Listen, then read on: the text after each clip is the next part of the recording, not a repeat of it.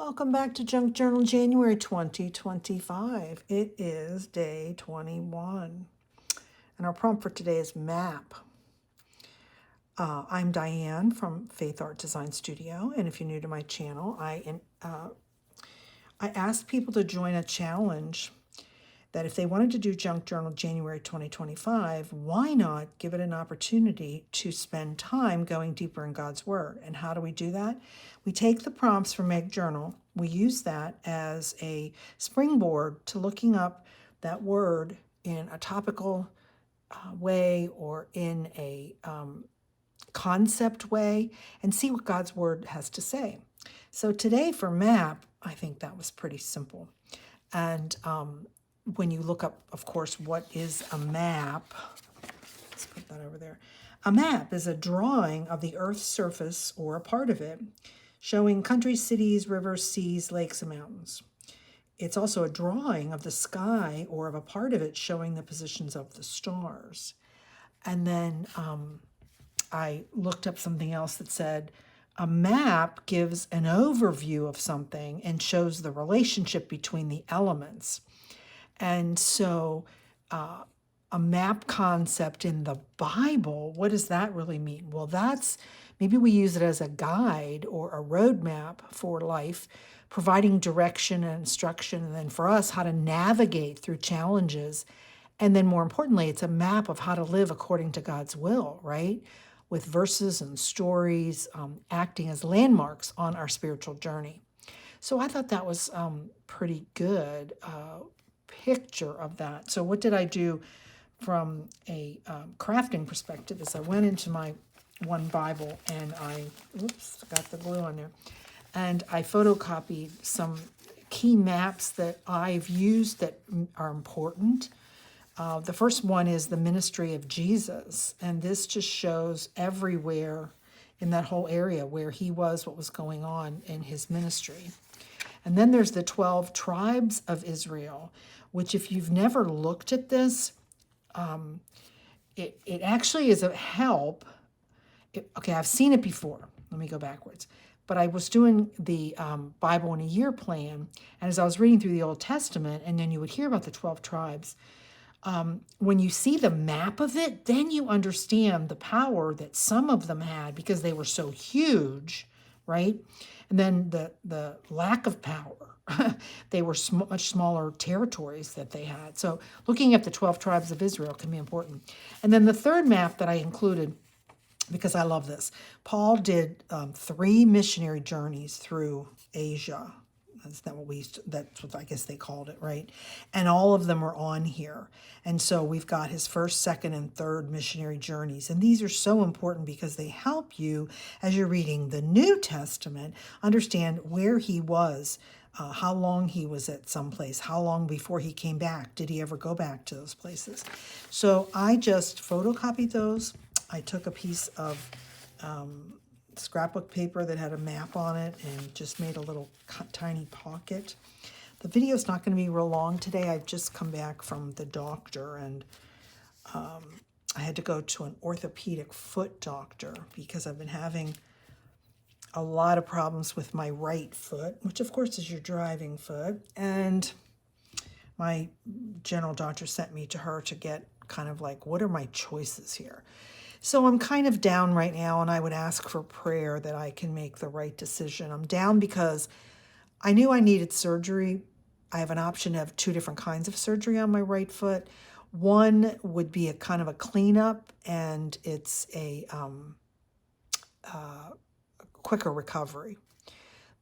But it could need to be redone in 3, 5, or even less years. So at my age, I don't really want to be looking at doing one surgery and then having to do another one. So then the second choice is the big time where she goes in. I need a bunionectomy. I have no cartilage left on my big toe. And it's been frozen for a really long time. But if you've watched me for a while, I got a puppy last year. And so I have 2 dogs. I have an old man, Obi, who's 15, and then I got Lexi. And I tripped on one of her bones or something, and on my second toe, to my big toe, on my right foot, I broke my toe. Well, I thought I just stubbed my toe. 2 days later, I did it again, and this time it really did break. So I've been dealing with that for like 9 months with the pain. So you put those two things together, and now my foot is so swollen. I've just had every test they can think of to figure out what's going on. And at this point, it looks like the only relief, I'm going to have a surgery. So why does that make me down? The good part is that I have insurance and I have wonderful doctors and I could get it done. Here's where the problem comes for me, and this is where I need your prayers. I live by myself. I have no family near me or close to me or who have the lifestyle that could come and take care of me. The second surgery that she's recommending, the prime surgery, 6 weeks I will have a cast on my right foot, and I cannot walk, I cannot stand, I cannot do anything for 6 weeks. Well, what the heck do you do when you're by yourself and you have two big dogs? Okay, who's going to come take care of me? Who's going to come take care of my dogs? So that's where I'm really struggling. As I talk about, I always have Creative Haven here on Wednesday, and my best friends will be here on Wednesday, so I'm going to kind of throw it out to them to help me think through how can I don't know how I'm going to do this. I really don't. So anyway, I would appreciate any prayers that you could say, that if I have to go ahead and do the big surgery, that God would provide me people, friends, whatever, that could come and kind of stay with me and help me take care of my dogs and help take care of me, which then if you know me and listen to me, you know I hate to ask for help. I like to be independent. So, okay, let's go back to MAPS. Another thing about MAPS, or they give us guidance and direction, right? So we're looking at something that was in the past on the maps that I have in there. But if you look at, like, if I create a map of my life, right? Or if I have a map of where Jesus wants me to go, that would give me guidance, right? The other kind of mapping, which I'm really not a proponent, but I'm going to tell you, I know friends who do it, is verse mapping. Okay, so that's a really popular study method where you take a specific verse in the Bible, and then to gain this greater understanding, you like kind of map it out. And so it's a method of breaking down verses by identifying and defining keywords and historical context, and then different translations and cross-references and all that kind of stuff. And it's very, very powerful.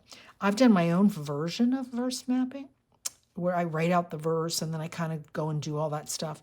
But I haven't done it like with one of those forms that people use. So the verse that I want to add on here, which I'm going to add, says example verses that illustrate the map concept.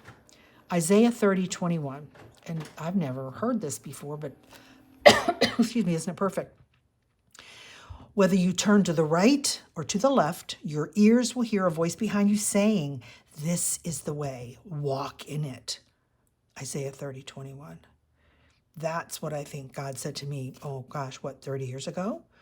When he said, "Come over here, Diane, just come over here and follow me and walk with me." So that's the verse that I'm probably going to write on there. I'll stick it in there on a tag or something like that. But as I said, I'm not feeling real good, but I wanted to make sure that I had a video to show you. So tell me about, where did you go with maps? Did you go to Bible maps? Did you go to something different in map? Did you go to verse mapping maybe? Just let me know. So please like my videos. Please share my videos. Please comment. And definitely please subscribe. And I will see you tomorrow for day 22.